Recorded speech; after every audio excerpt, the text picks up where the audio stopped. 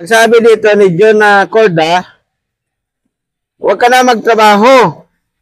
Maglo-lo ka na lang. Ano masabi mo rito? Sabi ko lang doon, babae ba lalaki?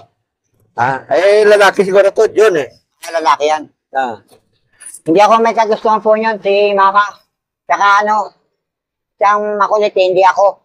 Sumusunod lang po sa kanya, walang kasalanan doon.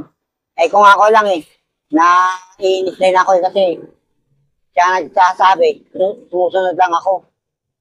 Walang kasalanan doon. Sa lahat na nakikita nila, ako may kasalanan. Ito ang may kasalanan kasi ito ang nag-utos sa akin. Oo, pangako nga. Ano? Sino may kasalanan? Mamang may kasalanan kasi siya nag-uutos sa akin. Pag hindi ako pinabigyan, magagalit o nagtatampo. Kaya sinusunod ko na lang. Ano magiging may kasalanan doon? Sumusunod lang ako, kasalanan ko na. Wikwi, wakwa, wakiwa, ayi, tira. Dito may nag-comment.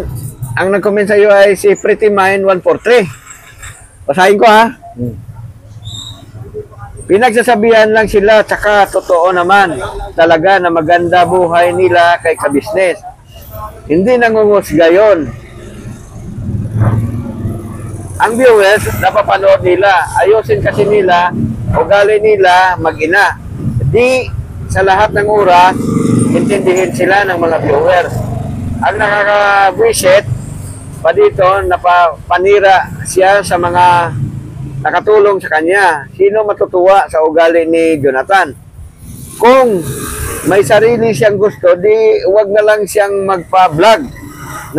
Sa ganon, wala nang masabi sa kanila, susmi. Ang simple lang, nakakabwisit naman. Talaga panoorin, sa totoo lang. Kasi, ang dami niyang masama na sinasabi sa mga tumutulong sa kanila. Mag-ina. Isa na yung mga sponsor niya, sinasayang niya. Kahit sino, mag-sponsor dyan, mabwisit sa kanya. Nagbibinta na naman, walang iba, magtiyaga dyan na ang KBO lang. Dahil sa katigasan ng mga ulo ng mag-ina na yan, comment ko base lang sa mga napapanood ko sa mga vlog sa kanya. Anong masabi mo rito? Matigas ang ulo ko. Oh, sabi ni Pretty Mind. Oh. Lagi naman. Wala man ang tinigas ang ulo. Ha? Wala naman, ayos lang ako. Okay ka lang. Hindi naman matigas ang ulo mo. Hindi naman. Oh. Ayan. Yan ang sagot niya sa kay Pretty Mind. Hindi naman po. Shout out mo muna si Pretty Mind. 39, hindi naman po ako matigas ang ulo. Oh. Makulit lang. Oh. Hindi matigas ang ulo. Yan. Oh. Hindi matigas Sorry ang na. ulo. Oh. Sorry na po. Okay. A few inches later. Ito pa. Ito naman sabi ni Romeo Piña Florida. Bakit kayo inahamak? Dahil sa katigasan nyo. Marami nang tumutulong paayos buhay nyo. Lalo na si Kibi, ayaw nyo. Super tamad. Nako, wakiwak. Nakakasawa na comment talaga. Matigas daw ano yun. Ang ulo mo daw matigas. Tinutulungan ka na daw. Ayaw ka pa. Anong masasabi mo rito? Tinutulungan na ako, ayaw ko pa. Oo. Hindi naman basta-basta ganun kadali lang yun eh. Pinag-iisipan pa namin yun eh. Kasi, mismo sabi na niya, ayaw na babasta-basta, dapat sigurado talaga. Ganun ako eh. Sige. Dito tayo sa kay Susan. Susan ulit. Kung mahal niya nanay niya, dadalhin niya yan sa DSWD kasi di naman niya talagang kayang alagaan nanay niya. Kaya ayaw niyang dalhin na sa DSWD. Kasi nga kung siya lang, hindi siya lilimusan. Dapat daw dadalhin mo sa DSWD nanay mo para maalagaan.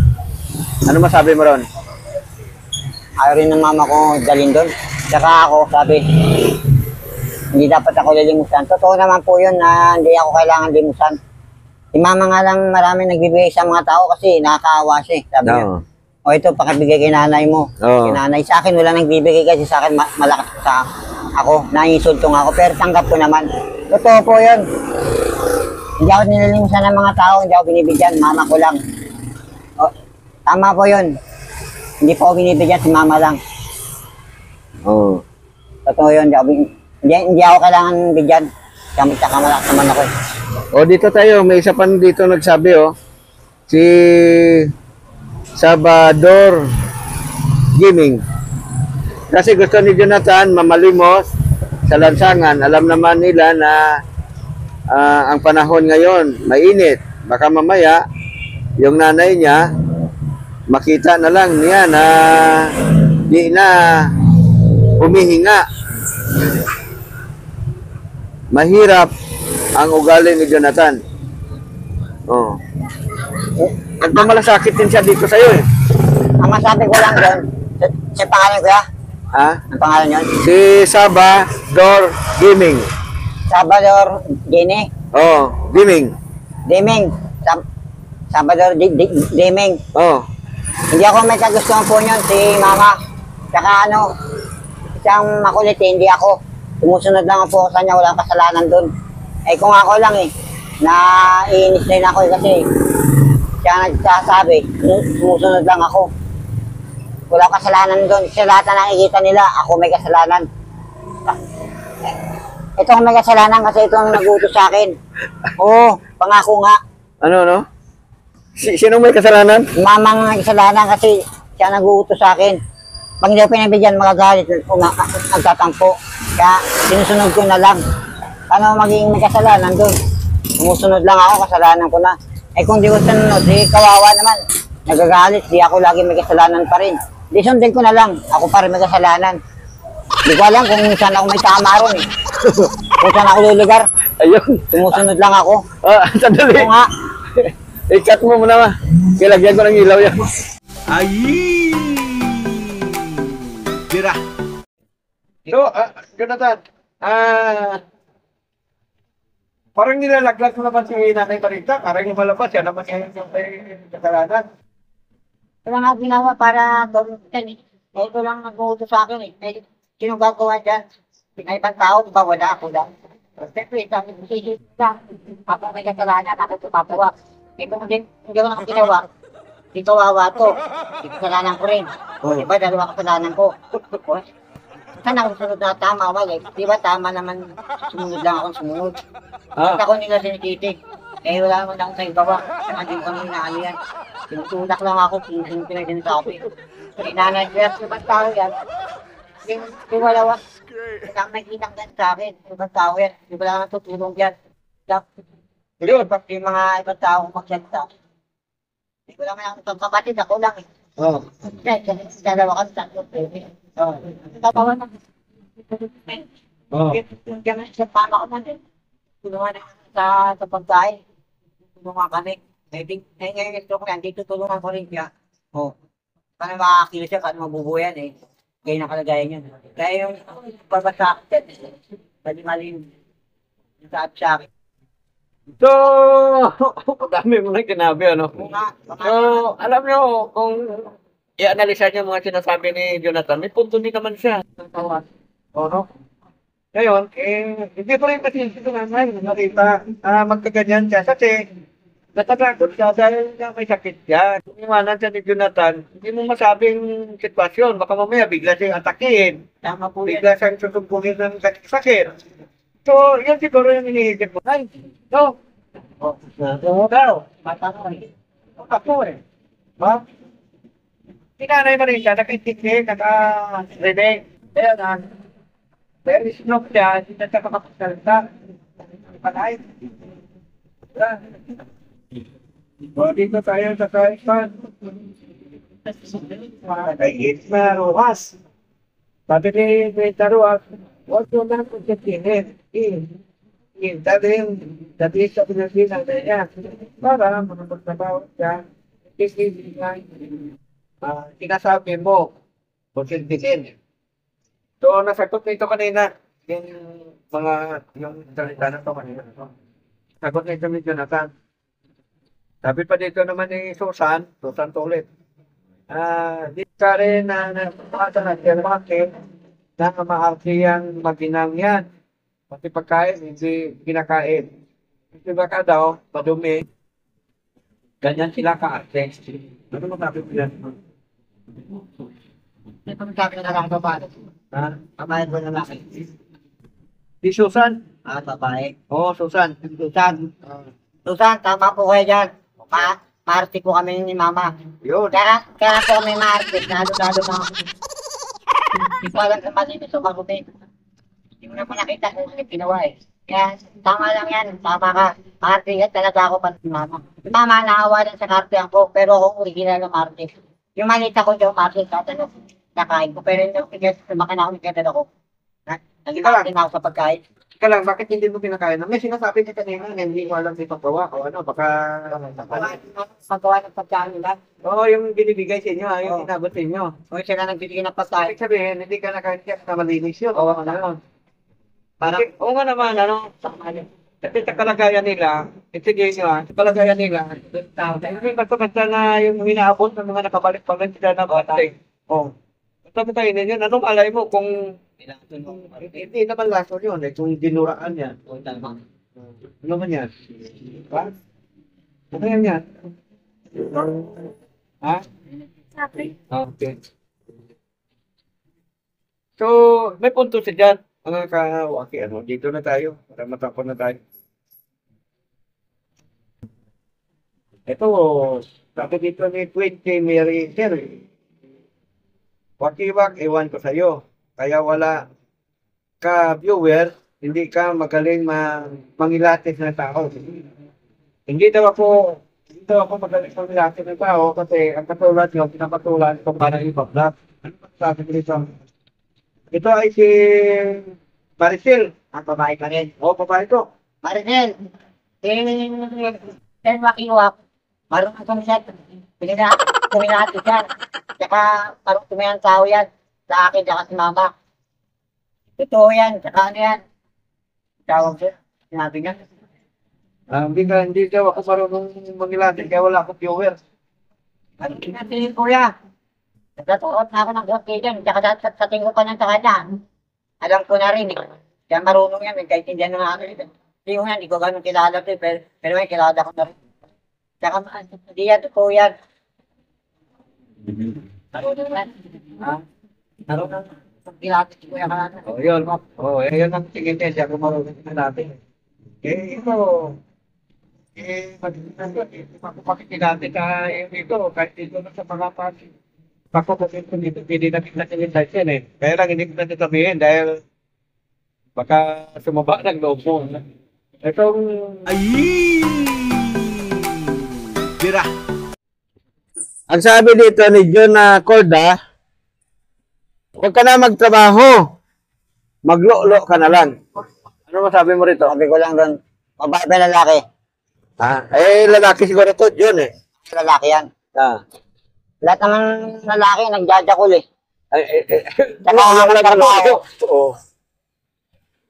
Ano nga magtrabaho? Di wala namang kakainin kung di magtrabaho. Oo. Kailangan mo talaga magtrabaho. Kailangan magtrabaho tsaka gumawa ng diskarte para may makain. Eh kung hindi ka magtatrabaho kahit mangi, paano ka mabubuhay? Yung trabaho mo nga, yun nga, yung magtulak at saka magpapalimos. Di ba? Parehas naman din yung kuya. Eh, trabaho rin, tulak ko rin yan. Oo, mas mahirap. Mahirap pa nga yung tulak eh. Ang haba ng nilalakbay ko eh. Sa trabaho, isa lang inupuan ko doon. Isang lugar lang ako nga, nagpapagod ako eh. Nagpapagod ako, tulak ng tulak. Sabagay, mahirap. Trabaho yun. Oo, mahirap nga naman talaga itong trabaho ni Jonathan eh. Pero hindi ako nangihinga, tutulak ako. Trabaho rin yun. Okay. Mga anak yun. Jonathan. So yun, mga kawaki, mga kalinda, mga kabisnes. Narinig nyo naman yung panayam natin kay Jonathan tungkol sa mga reaksyon sa kanya, no? Sa mga comment sa kanya, sa mga nakalipas nating video, no? At narinig nyo naman yung kanyang mga dahilan at yung kanyang mga paliwanag. Siguro, ang pinaka-the best na lang dito ay unawain na lang natin sila, no? Dinig nyo naman, nakita nyo naman dyan yung kanyang mga paliwanag, mga kawakir. So, siyempre, doon sa mga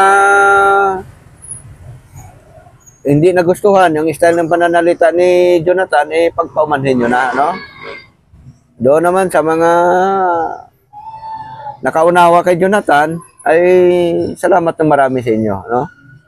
At ipanalangin na lang natin na gumaling ito si Nanay Marita para makalakad na at makatakbo, no? Nanay Marita, yung sakit mo, gagaling pa yan. Makakalakad at makatayo ka pa. Basta pag pumunta ka na doon sa kay ka-business, at siya nang bahala dyan. Ano? So, kailan kayo pupunta doon, Tan? Pag ito nagsabi, dire-diretso na yan. Mapapanood naman sa vlog naman nila yan eh. Kasi kung magagamot, kasi kung magagamot ka na, gagaling ka pa. Kailangan yan kasi yung paa mo, ikaw mapatik up sa doktor para malaman kung ano sakit mo. Para ano malay natin, makakalakad ka pa, makapagtrabaho ka pa. Kasi bata ka pa naman eh. Edad mo, nasa 60 pa lang mahigit, di ba? 62 ata na yan. 62. Nasa 62 na si Nanay Marita. So, makakalakad pa yan. Kailangan lang maggamot yan.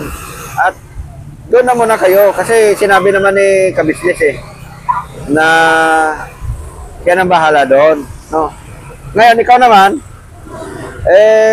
kung ano ipapatrabaho sa'yo ni ka-business, yun yung gawin mo. Doon sigurado, araw-araw makakain kayo. Hindi na kayo mamroblema doon ang pagkain nyo. Kasi hindi kayo pababayaan ni boss ka-business. So, yun muna ang pinakadabi siguro na gawin mo, Tan. Ang may advice ko sa iyo, pumunta ka sa kay ka-business. At complete mo na lahat ng mga pinapayo ni ka-business. Ngayon, tungkol naman doon sa DSWD, puntahan mo si Boss Thinking Daddy at saka si Ate Dini at sila na yung bahala doon sa pagpaprocess sa'yo sa DSWD. Dalawa ang pagpipilihan nyo.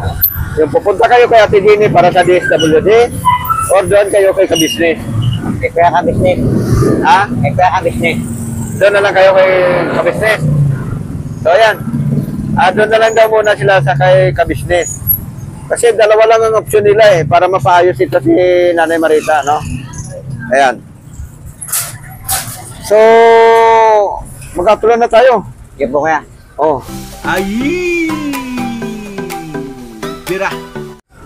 So, ayan mga kawaki, maraming salamat at sinagtsagaan nyo, nasamahan kami ni Jonathan sa aming vlog, sa aming video, kasama si Nanay Marita. At salamat sa mga pangunawa nyo sa amin, mga kawaki, mga ka-business. At sabayan na lang natin ang susunod na mga kabanata.